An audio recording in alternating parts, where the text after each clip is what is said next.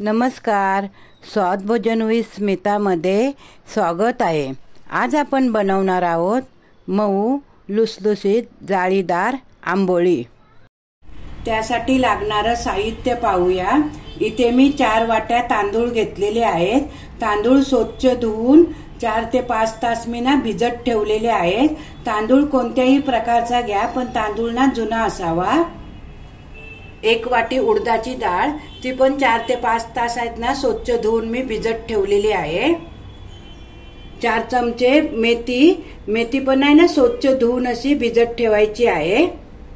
त्याच 1 वाटी आहे मी पोहे स्वच्छ धुवून अर्धा तास भिजत ठेवलेले आहेत।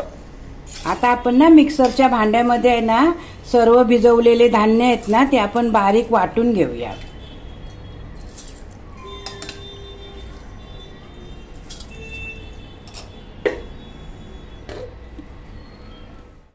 आता हे आपलं बारीक असं वाटून झालेलं आहे।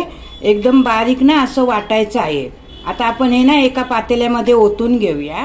पातेलं आहे आपण मोठं घ्यायचं आहे आणि वाटताना आहे मिश्रण आपण पाणी कमीच घालायचं आहे।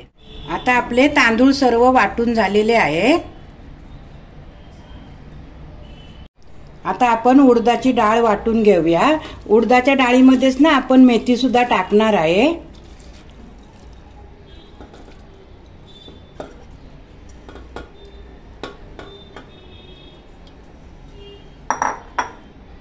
मेथीचं पाणी सुद्धा आपण वाटताना टाकायचं आहे। तांदूळ, उडदाची डाळ आणि मेथी आपण एकत्र भिजत टाकली तरी सुद्धा चालेल। पोहे फक्त वेगळे भिजत टाकून आपण वाटून घ्यायचे आहे। आता आपण हे मिश्रण बारीक असं वाटून घेऊया। उडीद डाळ आणि मेथी बारीक अशी वाटून झालेली आहे। आता आपण ही पातेल्यात ओतून घेऊया।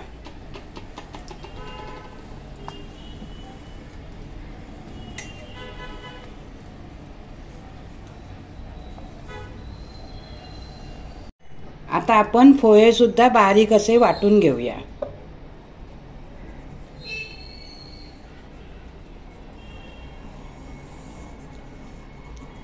पोहे वाटताना आहे थोडंसं आपण पाणी घालायचं आहे।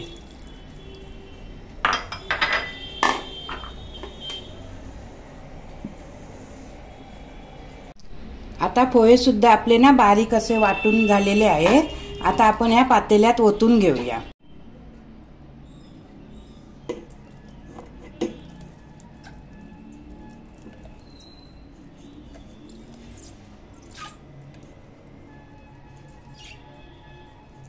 आता आपण हे मिश्रण आहे असं व्यवस्थित फेटून घेऊया। 10 मिनिटं तरी असं फेटायचं आहे, व्यवस्थित मिक्स व्हायला पाहिजे। उन्हाळा असेल तर पीठ यायला 5 ते 6 तास लागतात आणि पावसाळा आणि हिवाळा असेल तर पीठ यायला उशीर लागतो, म्हणजे 10 ते 12 तास तरी लागतात। 2 तास लवकर पीठ करून ठेवायचं आहे, मग व्यवस्थित मस्त आंबून येतं पीठ। आता आपलं हे पीठ व्यवस्थित असं फेटून झालेलं आहे। आता आपण हे पीठ आहे व्यवस्थित असं झाकण लावून आहे उबदार जागा असेल तिथे ठेवायचं आहे। आता आपण पीठ ठेवून 10 तास झालेले आहेत। आता आपण पीठ उघडून बघूया। हे बघा, पीठ आपलं छान फुगून आलेलं आहे। आता आपण यात चवीपुरतं मीठ घालून घेऊया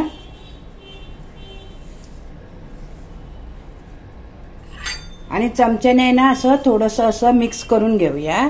हे बघा, छान फुगून पीठ आलंय।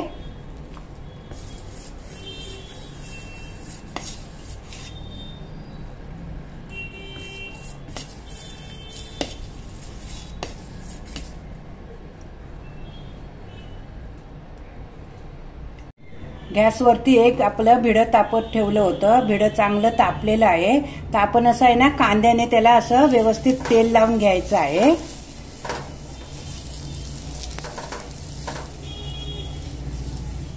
तेल लावून झालं की हे बॅटर आहे ते आपण असं टाकायचं आहे आणि थोडं असं फिरवून घ्यायचं आहे।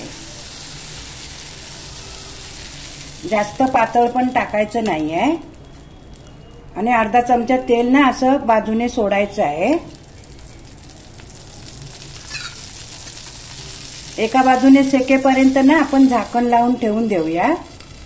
आता 2 मिनिटं झालेली आहेत, आपण झाकण उघडून बघूया।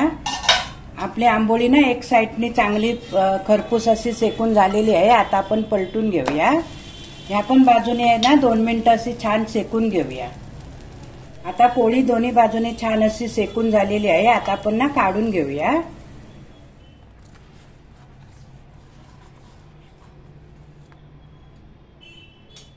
आता आपण दुसरी पोळी करून घेऊया। दुसरी पोळी करताना सुद्धा आहे ना आपण असं बिड्याला कांद्याने तेल लावायचं आहे। प्रत्येक पोळी करताना ना प्रत्येक वेळेला असं तेल लावायचं आहे।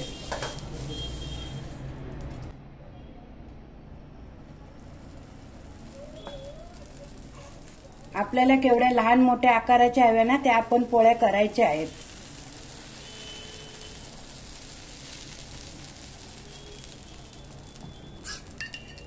थोडं तेल टाकून घेऊया। झाकण ठेवून 2 मिनिटासाठी ठेवून देऊया। आता 2 मिनिटं झालेली आहे। बघू, पोळी एका बाजूने ना छान अशी शेकलेली आहे। आता आपण ही पण पोळी ना पलटून घेऊया। अशा प्रकारे सर्व पोळ्या करून घेऊया। अशा प्रकारे मऊ लुसलुसीत जाळीदार अशा आंबोळ्या तयार आहेत। तुम्हाला जर ही रेसिपी आवडली असेल तर व्हिडिओला लाईक करा, शेअर करा आणि माझ्या चॅनलला सबस्क्राईब करा।